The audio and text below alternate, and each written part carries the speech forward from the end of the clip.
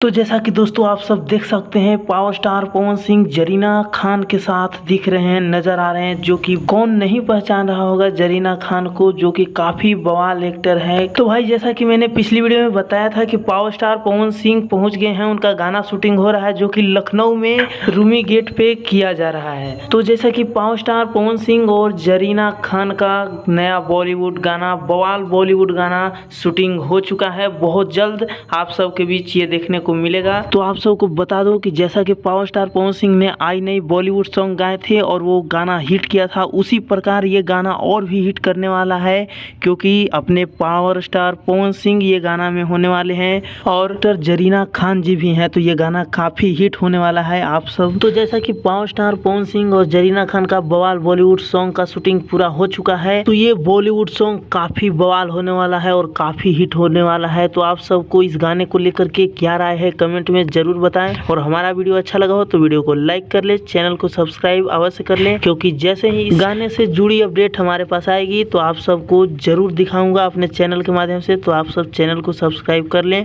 और वीडियो को शेयर करना ना भूलें। धन्यवाद।